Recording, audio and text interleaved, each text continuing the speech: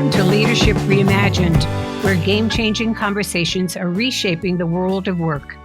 I'm Janice Ellig, the CEO and founder of Ellig Group, Executive Search Advisors, where we are reimagining search through our long-standing commitment to diversity, equity, and inclusion. On today's episode, Defining Leadership as a First-Time CEO, I am delighted to welcome our special guest, Kristin Peck, Chief Executive Officer of Zoetis, a Fortune 500 company and a global leader in animal health, with $6 billion in annual revenue and more than 450% shareholder return since its IPO in 2013. She was appointed CEO of Zoetis in January 2020 after she served as the company's Executive Vice President and Group President, U.S. Operations, Business Development, and Strategy. Zoetis was previously a subsidiary of Pfizer until the spin-off in 2013 and remains a completely independent company with more than 6-decade-old history and a singular focus on being a global leader in animal health. After spending her early career in business consulting, she joined Pfizer, where she became Executive Vice President, Worldwide Business Development and Innovation before leaving in 2013 with the Zoetis IPO. Zoetis has an award-winning culture, has been named one of America's best mid-sized employers by Forbes, and under Kristin's leadership, named one of the top 75 companies for executive women by Working Mother Media. And in her very first year as CEO and during a global crisis, she ranked 15 on Fortune's 2020 Business Person of the Year list. Kristin, thank you for taking time from your busy schedule to join us here today. Well, thank you, Janice. I'm delighted to be here. Well, I often say in the search business, you should be working for a company or on its board where you're passionate about its mission and direction. And certainly that fits you because you've had a passion for animals from a very early age. So can you tell us about that and how it began? Animals have always been an important part of my life. Even as a little girl, my family always had at least 2 dogs, sometimes 4, 1 or more cats, birds. And my family actually raised horses, Morgan horses, and my sister rode and actually made it to national final. So whether I was going to rodeos my dad produced or going to horse shows with my sister or mucking out stalls, animals were definitely a key part of my life.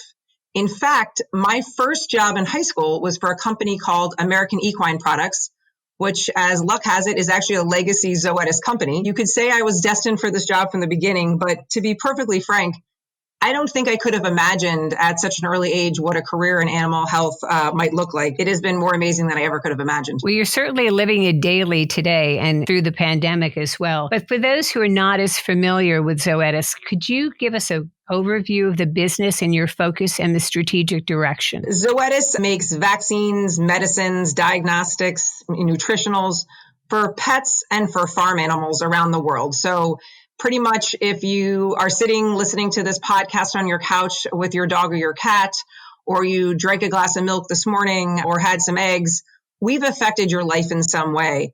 About half our business is in the pet care side. The other half is in the livestock side. We are, as you mentioned, the world leader with over $6.3 billion in revenue. We have 10,000 colleagues worldwide, and we operate in over 45 markets. And we really believe our purpose as a company, our business purpose is a social purpose, which is to nurture the world and humankind by advancing care for animals. So that's sort of who we are as a company and how I think we really do touch lives around the world. So let me ask you, between the U.S. and overseas markets, what's the percentage split on that? We're about half in the U.S. and about half of our revenues are outside the U.S. So truly a global company. Yes. And here you are, your first year as a CEO, and you take this on during a crisis, and you've kept the business on track domestically and overseas. You've been resilient. Your stock performance is maintained. There's been profitable sales growth. But what are some of those major challenges you faced and the critical decisions that you had to make along the way to navigate through this pandemic? When the pandemic came, and the first signs of it for us, certainly China's our second largest market, came in January. I don't think we ever could have imagined what it would turn into. But first and foremost, the biggest challenge was ensuring our colleagues' safety. And that has remained our number one priority throughout. Our approach and our principle is colleagues need to be safe and feel safe. So not just make sure we do it, make sure they feel that way. And that's been incredibly important with 70% of our workforce moving remote across the globe. But we still have 30% of our workforce that needed to remain safe in manufacturing facilities and distribution facilities to make those vaccines, those diagnostics that were so necessary, and to ensure reliable supply to our customers. I would say the second challenge, and I always see challenges as opportunities, was the virus and the pandemic was felt differently in different markets around the world. And how you manage a workforce, if it's a sales force or a site, are quite different. So the second real approach we had was that we would have global guidance, but locally led. And that was really focused on empowering our local leaders. And I think one of the benefits that maybe we hadn't thought of at the time when we implemented the approach of global guidance locally led is that made us more adaptable as a company and more agile to meet the different needs of our customers and of our colleagues throughout. We obviously moved to much more online and virtual meetings with, not just our colleagues, but our customers, leveraging e-commerce, investing in our digital evolution significantly, and really thinking differently about our supply chain. Ensuring we could get products in and out of China in the first quarter, as you might remember, was actually quite challenging. But, that was really important for us. We also changed how we thought about inventories to make sure that we could keep a reliable supply. Back to the point we made before, Janice, 50% of our business is livestock. And that meant in the pandemic, ensuring there was a safe, affordable food supply on people's tables throughout the world. And so this was really important to us, and we're quite proud of how we did that. And really at the end, it was anchored in our purpose, which is to nurture the world and humankind by advancing animal care. And we've always felt strongly about our purpose, but I would say throughout the pandemic, it remained really important guiding light for our colleagues. Yes, and you refer to your employees as your colleagues, and very purposefully, I understand.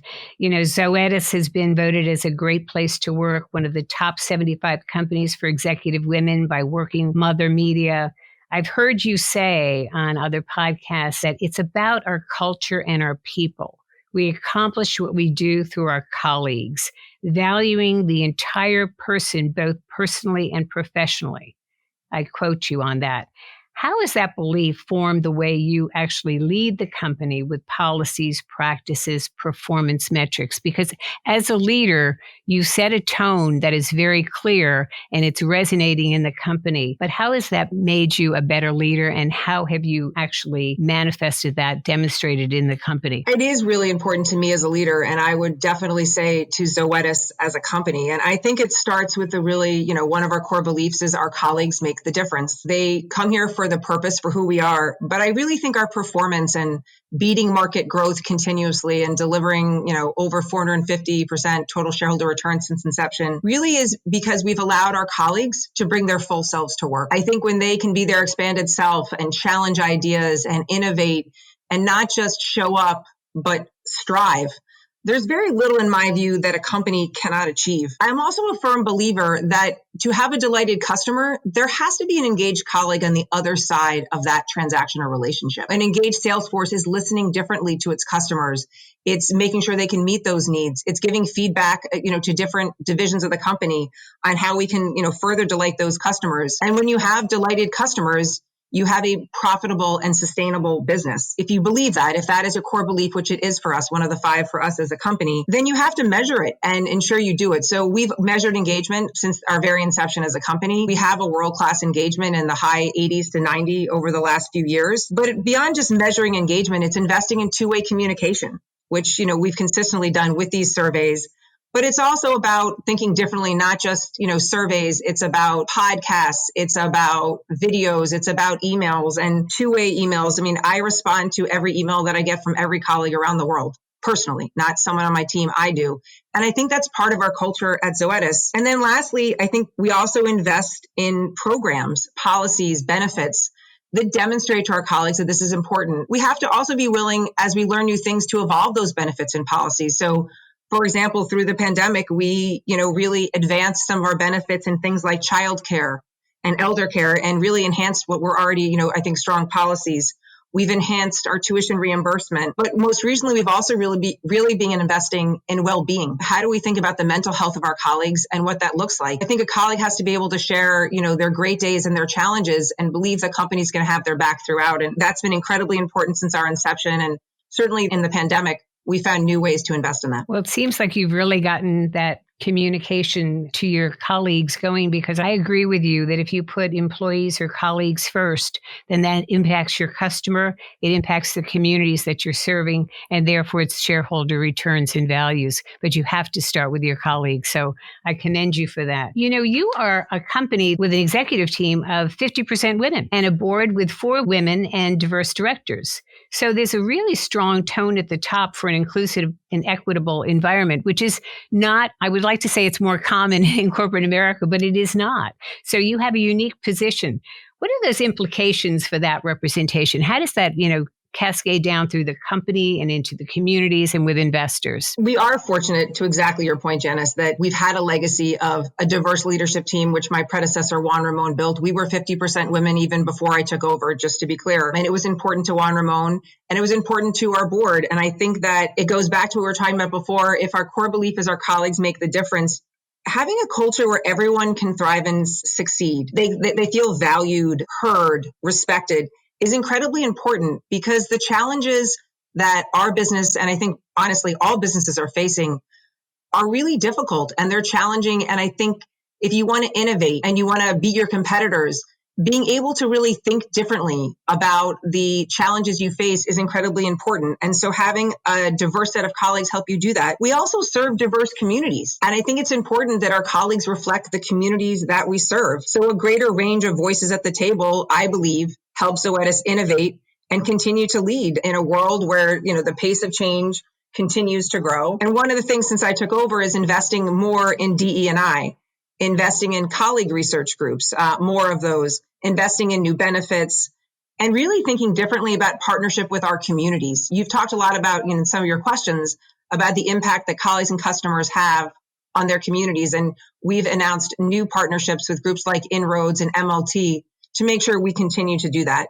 Because at the end of the day, we want to make sure that Zoetis supports equity of opportunity within Zoetis and within the communities that we serve. And those communities that you serve, you're saying that's global as well, Kristin, right? In terms of how you're investing in those communities. Absolutely. And obviously, what does diversity look like? That may change globally. But we firmly believe that an inclusive culture is relevant globally. Making sure that someone can bring their full expanded self to work every day is relevant no matter where you are. I mean, obviously, the diversity metrics that we've launched in the United States, we announced over the summer where we currently stand and what our aspirations are. We are one of the first animal health companies to do so. But I do think as you look at inclusivity and a culture where people can bring their full selves to work is really a global concept. That transparency of publishing that, I think, is so important for shareholders, employees, and communities to see that. So congratulations on that. So who helped shape these very strong company core beliefs? And would you share those words that you have as your core beliefs? Because you say that those beliefs, those values are driving the behaviors. And I commend you for what you've done in terms of promoting those core beliefs. Can you comment on those? We're splitting off from Pfizer back in 2013. We started a global grassroots effort. One of the exciting things as we were splitting off is we got to determine our own culture. And when we were part of Pfizer, obviously animal health, as you probably see from financials, performed very well, but we weren't as relevant to the overall Pfizer, obviously, given our size. So we wanted to make sure that when we split off, that we built a culture and a set of values that were relevant to our industry and to the people and culture that we thought we needed to succeed. So we did a process around the globe that actually took us many months, so we didn't have them right away, to form what we thought were core beliefs. And our thought around that was to choose our language intentionally, that was unique to our company and that we thought would make people engaged, want to be here, have purpose and matter. And so I've clearly talked about one of those, which is our colleagues make the difference. The second was customer obsessed. So we weren't focused on, we wanted to be obsessed. We were the first independent public animal health company, of any size. And we were proud of that. And we didn't want to just focus. We wanted to be obsessed. The next thing is to run it like you own it. And this was really interesting splitting off from Pfizer, where, the joke was when we hit 4 billion, could we get more than one sentence in their earnings press release? Things we did before didn't matter. Everything we did now mattered. Every colleague at every site around the world mattered. So let's run this company like it's ours, because it is. The next one obviously was to do the right thing. We're making products that go in animals, whether they be our pets or whether that turns into food on our table. What we did mattered, and we had to always do the right thing. And then lastly, and this has been really important, is one Zoetis. Our competition is outside the walls of this company. Together, we are one Zoetis, and we will succeed together, and we are here to support each other. So I would say that was sort of the history of where they come from. And I would be surprised if almost every colleague you meet at Zoetis can't spew those off very quickly. I love that. Customer obsessed, run it like you own it, always do the right thing. Our colleagues make the difference. We are one Zoetis. That is wonderful. And it certainly does have a commonality and a theme throughout the entire organization. So I want to just remind our audience that we are listening to Defining Leadership as a First-Time CEO with Kristin Peck, CEO of Zoetis. The topics we cover, like today's, are all current, and a new topic with a new game changer is released on the third Thursday of every month. This is a great way to stay current on relevant issues happening around us. Now let's return to Kristin Peck. So Kristin, pivoting during the pandemic was a challenge for all corporate leaders. And there are some best practices that have been put in place by other companies, including yours. So what do you see as continuing post-pandemic, which we hope will happen very soon? Yes, it's a great point, Janice. I sincerely hope that we can take some of the lessons learned and apply them forward. It would certainly make some of the pain we suffered a lot more worth it, I would say. The first I would say was really empowering our local leaders. I think we thought we did that, but given how differently the pandemic evolved in different markets around the world, we really saw the great agility that empowering our local leaders allowed us to adapt to local market conditions or local site conditions, to be honest.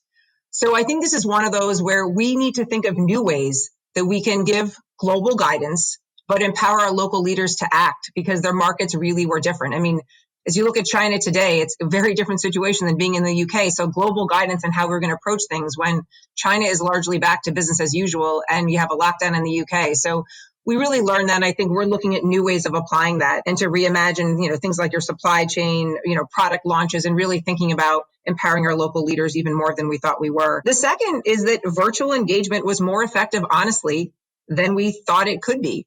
I think there are significant opportunities now to bring more virtual engagement into the relationships we have. I personally really miss the ability to see my customers in person and to see my colleagues in person. And I don't really think there's any replacement for that. But I don't think that I need to be on a plane as often as I was in the last few years for every meeting with every customer, nor do I think our customers are going to expect that anymore. So I think it's about understanding the right mix between in-person and virtual and better leveraging that for both, not just a cost issue, an effectiveness issue, but a well-being issue. As even as we look at, what does the future of our workplace look like and, how do we adapt some of those? So I do think the learning of virtual engagement has been one. And the last one I think all companies are grappling with was, what does an agile, efficient supply chain look like in the future? I think we're starting to realize that maybe some of our supply chains were too lean, to be honest with you, didn't have enough redundancies. And these ideas of black swans or pandemics or things like that may come up more often. And how should we think differently about inventories and about redundancies? So I think, we are really looking at investing in ways to create a more flexible model for us across our supply chain. Leaders can't be all places all the time, and particularly when you're running a global company such as yours. So when you look at these lessons that you've learned and you've got people all over the globe, what has made you a better CEO in terms of empowering those leaders and reimagining your whole role as a CEO? The first, one for me over the last year is being more personal and empathetic, and I would say more vulnerable. I think it allows us to bring more humanity into leading our teams. The one thing about everyone seeing into your homes, into your kitchens, sometimes into people's bedrooms, is you see a different side of leaders. And I think that, the pandemic sort of made it an expectation that leaders would be more personal and empathetic. And I'm grateful that I don't think this is going away. I think colleagues and customers, they want to feel you understand, that you appreciate their personal and professional lives, and that, there's a balance. I think in the olden world, it's like almost like we didn't have families or pets or children. We were just at work, we were at work, and at home, we were at home. And I think it's pretty hard to argue that right now. I think we're all on calls. I mean, I'm a mother and a wife, and you see my children come through every once in a while, or my dog's barking, and that's just reality.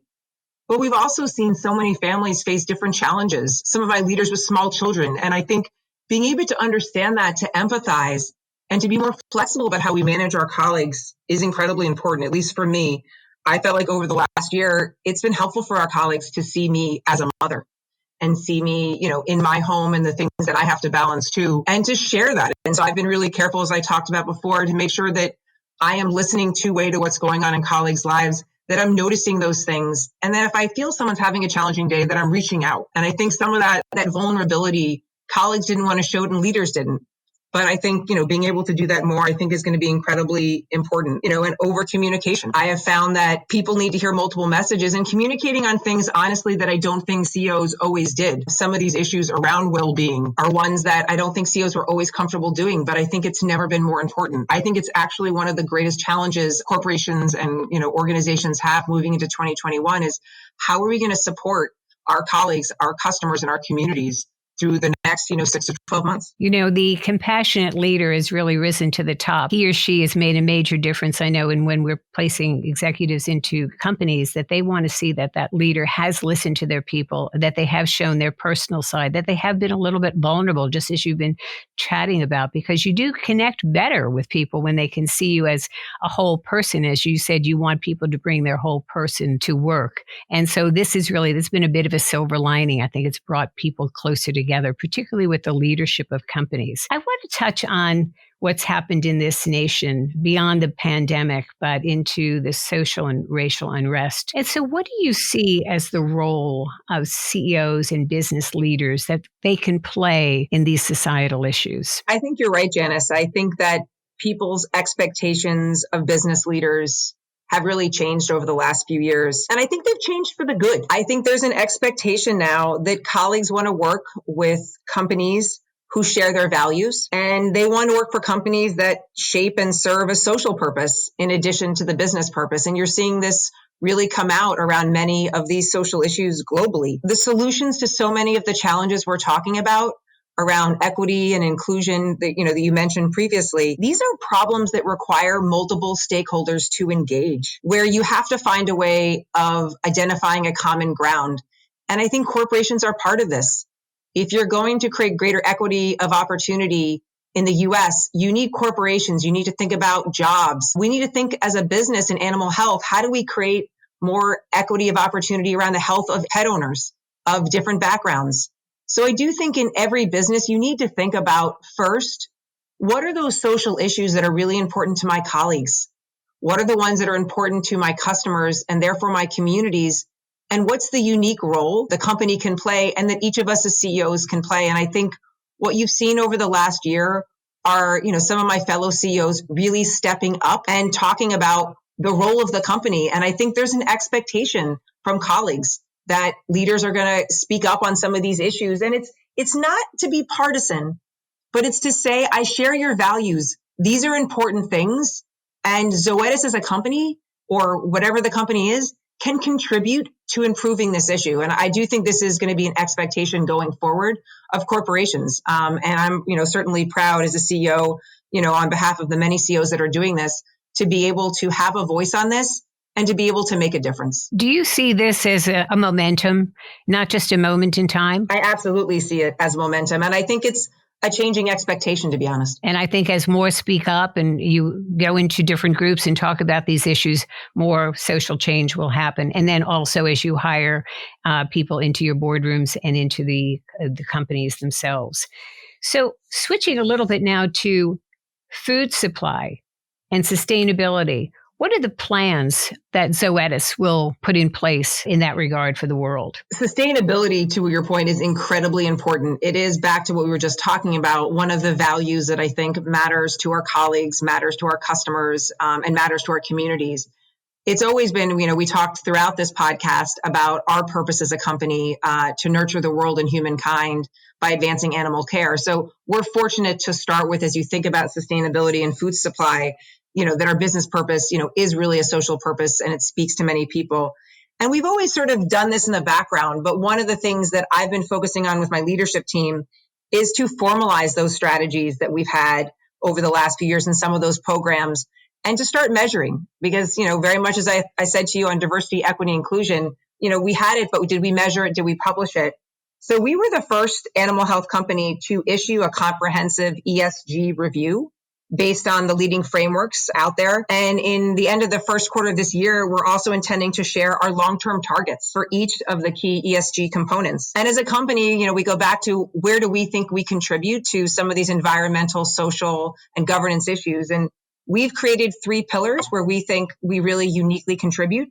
The first is around care and collaboration, and this is around our colleagues, our customers, and our communities. Certainly in natural disasters, Zoetis plays an incredible role in product donation, bringing veterinary care to both wild animals, livestock, you name it. The second pillar is around innovation in animal health. This is critical because 70% of the infectious diseases that affect humans are zoonotic. They have an animal origin. So ensuring that we can be innovating to create, better efficiency and more sustainable farms, but also address some of the real infectious diseases in animal health has a huge impact on human health as well. And lastly, it's protecting the planet, making sure the way we operate our business from whether that's, from carbon, from water, you name it, that we're improving that year after year. And so we put those where we stand on all of the different metrics that are relevant to our investors and our stakeholders. We gave a 3-year look back about a quarter ago. And by the end of this quarter, we're going to publish what our targets are. We think, again, this is one of the changing expectations, and you and I have been talking about, of corporations to be more transparent about their values and how they're going to measure that. And one of those certainly for us is to do the right thing, which is around certainly environmental, social, and governance issues. Could you repeat that number, 70%? Yeah, 70% of infectious diseases are zoonotic. In other words, they can move from one species to another. That's incredible. Well, certainly as you look at the pandemic we're facing, it was certainly zoonotic. So. It was. No, but it's incredible. 70%. That's so what you're doing in the innovation of animal health is so important to, like you said, the planet and our well-being and public health throughout the entire world. So you are one of less than 40 female CEOs in the S&P 500 and Fortune 1000, which is disturbing to me because I think that half of corporations should be run by women. But as one of less than 40, looking at your background, your career, you are a role model for other women. You stayed the course, and you even call yourself a frustrated optimist, which I do understand. But tell us what that means and your advice to women in terms of who want to aspire to be a CEO. I do call myself a frustrated optimist, and some people love it and some people don't really get it. And what I guess it means is anyone who knows me knows I'm an optimist at heart. I think part of that is just, believing for a brighter future. It's also believing in positive intent. I believe there's always a better way that we can do things. And I don't think, we should just accept the status quo as good enough. The world is constantly evolving. The needs and expectations of our colleagues, of our customers are constantly changing. And so I think having an attitude that's positive, that sees the challenges we face as opportunities, sees the uncertainty in situations, again, as an opportunity, is really important. And I think as a woman, I'm optimistic throughout my career that I could achieve more and get there, and that I wasn't going to be comfortable or happy with just wherever I was. So I think about it both personally in my own development as a leader, as a mother, as a wife. But I think it's really important for organizations as well to never just accept the status quo, to constantly be looking at how they can provide better experiences, greater innovation. So it is pretty fundamental to the way I think about my leadership. And so advice for women who want to aspire to be a CEO, you stayed the course, you're in a field that you're passionate about. What would be some words you would say to them, to these women who want to be a CEO and are maybe in a C-suite now or not, but to aspire to that level? First and foremost, my advice is do something you love because you'll work so much harder at it. I think what's challenging for many women, and certainly was for me, is that if I'm ever asked to choose between my children and my family and my job, my children and my family will always win. But as many people have heard me say, my husband changed the way I thought about 7 to 10 years ago. When I was offered a big opportunity, I came home and said, I don't know if this is going to be possible. I mean, how am I going to manage my 2 children and, all these responsibilities? And he said to me, I think you're asking the wrong question. Instead of asking if, ask how. How can we as a family, how can we as a team at work, how can me and my manager make this happen? And I think if more women ask the question how, then ask the question if, there's little they can't accomplish. So if you do what you love and you believe that you will find a way, you're a frustrated optimist that it will work out and there is a way if I just think differently about this challenge, there's really very little, I think, that women and men cannot achieve. I totally agree with you. And you have to have just many contingency plans in place for when things go wrong, whether that is for sure. Right? Business or at home. And so again, I think through this pandemic, we've learned that you can't separate the personal from the professional. And if you bring your whole person to work and you understand those issues that are troublesome on either part, being a compassionate leader, you can make a difference for all people's lives. So thank you for sharing that.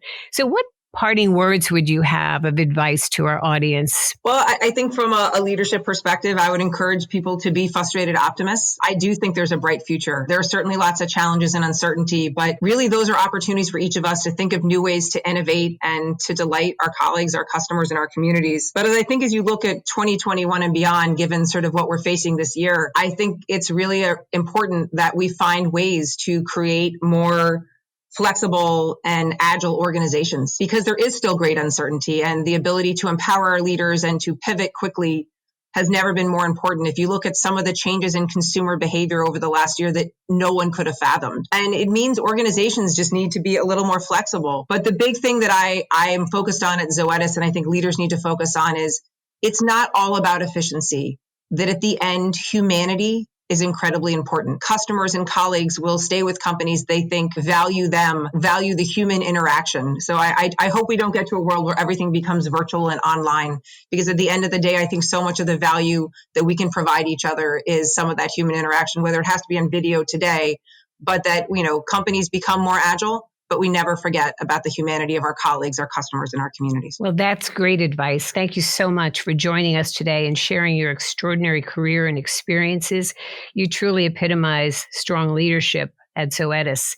And you have a model there of core beliefs and values that are truly driving positive behaviors, which have resulted in positive results. And I'm just going to remind our audience of those core values again, because they really did resonate with me.